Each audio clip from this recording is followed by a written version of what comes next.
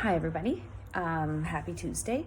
I was in the building yesterday at school, and there was some meetings, and we got a few things done, and we have sent a round of emails for people to meet with. So if you got an email yesterday towards the end of the day, middle of the afternoon, it's for us to set up a time to meet. So there are 1 hour time slots, and there's lots of information in the letter about how we meet. So sometimes the meeting is because you have some work to do, or just for us to look through some things. So if you got an email, we'll book your appointments hopefully for this week, and then we'll go on throughout the rest of the week.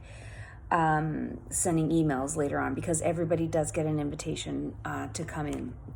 Now, that is a provincial mandate, so it's not something that the school had decided, but we do feel that there is some value in you guys coming back and just seeing how things are working, and that we're all working in there and we're doing everything we can to keep things clean and safe. And there'll be a maximum of 5 students in my room at a time, and Miss Friesen will probably pop in as well. You may be contacted by a French teacher or your art teacher, I don't know. They might pop in during our meeting time. So when you come, have a writing utensil and bring any work that you might have, or your binder, for things that you've been working on, and we'll provide you with a disinfected computer when you come in. So if we want to just log you onto EdSP, we can do that. If you have any questions, you can message me or email me, but I've already received a number of emails, and I'm scheduling people in, so that's really good. Back to, I don't know if I said this, but the appointments are by invite only, so we'll invite you to come and pick a time at a certain time. So you can't just come anytime, and they're for 1 hour. But if you have responsibilities at home, or your parents can't get you there and you can't walk or ride your bike, or your parents just don't feel safe sending you, it's up to you if you and your parents if you want to come or not. So all we ask is that if you got the first round of emails and you have no intentions of coming, please email us so we know how many people to expect.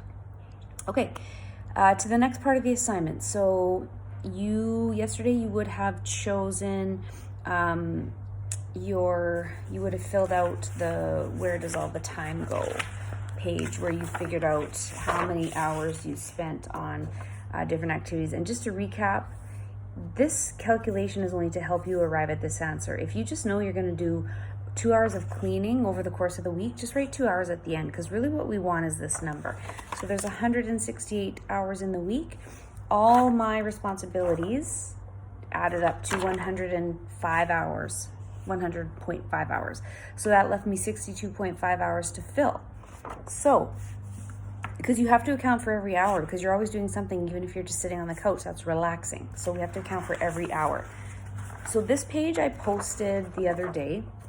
You don't need to print this. You can just look at it to give you some ideas of how you want to spend your time. So this one I filled out, and I'm going to put a picture of this one on EdSP so you can take a look at it. So I had to fill 62 hours from this page. Now, you can make the hours however you want, the activities whatever you want. If it's not listed here, and it's something you do that I just didn't think of, or this is an old list, then go ahead and add it. Now, here's the thing. I've attached this page so you can print it, but you don't have to. It's just a chart. Okay, I'm going to take a picture of it, but you're the activity, the hour, and how much does it cost.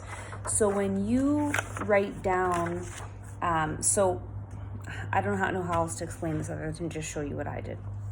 So I picked that I would work out and walk for 10 hours a week.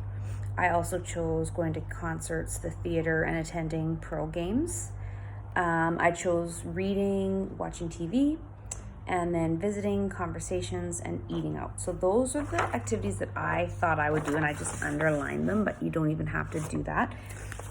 you'll just write them on either this page if you have a printer or a piece of loose leaf. So I wrote down all those activities I told you: walking, working out, concerts, theater. So you're going to calculate. This is where it gets a little confusing. And if we were in class, it would be so much easier, but we're not. So it's hours by the week, but our budget is always monthly. So if you're doing these things more than once a month, then you'll have to write that down. So I wrote down that I would work out for 3 hours a week, but I should probably up that. But the cost of that for the month is $25. So you have to figure out what that would be. And if you're not sure, you can just make it up what you think would be a reasonable amount. So I picked walking for 7 hours a week, so an hour a day. That cost me $0. So that's sort of the point. So I'm going to put a photo of this as well, but let's just look at I clumped some of them together because it would be just 10 hours total. So what did I do there? For a concert, the theater, and a sports game would be 10 hours total in a week if I did all those things. And then, I know that's unrealistic, but you get the point. It's just to figure it out. And then I put the cost. So I could have put like 2 hours, 4 hours, and then 4 hours, but I just lumped them together. It doesn't matter. As long as you can get the amount of hours that you need and the cost it would cost you per month. Okay, so it's like you don't have to do all those things every week, but if you were planning on, going to, like I say, working out 3 times a week every week, then you would have to multiply that. So just think of it this way: the hours is weekly, the cost is monthly. Okay, you can ask me a specific question, ask your parent, they'll probably know what I'm talking about. Okay, so once you have your hours, then you fill out, or you take a look, get some inspiration of how you're going to spend your time. Just come to this figure. You don't need this paper, you just want to write it down and how many hours would you do it, and then you either write it down on this page or on loose leaf to calculate the hours and the cost. So my total cost for all my leisurely activities was $301. So I went to my budget and I wrote down the $301. Okay, so I think that's it for that part. So just like I say, remember, the time is weekly, hours in a week, but the budget is monthly of how much you spend in a month. Because we've got our pay monthly, so that's why we've done it that way. Okay, so that's what your assignment is for today, and I've listed it on notes, so hopefully there's not a lot of confusion and you know what you're doing. If you have a question for me, it's really best that you ask me today, because Wednesday I'm back at school and I'm going to have appointments throughout the day, so I might not be able to get back to you as quickly as you would like. Ooh, I only have about a minute left. Okay. So everything, I have pictures there. If you follow along on the notes, my write-up, it should all make sense to you. Yeah, I think that's really all I'm going to say for today, and I look forward to seeing some of you, and I'm happy to answer any of your questions. Okay, so sorry that was a bit of a wild message, but hopefully it's clear as mud. Okay, bye.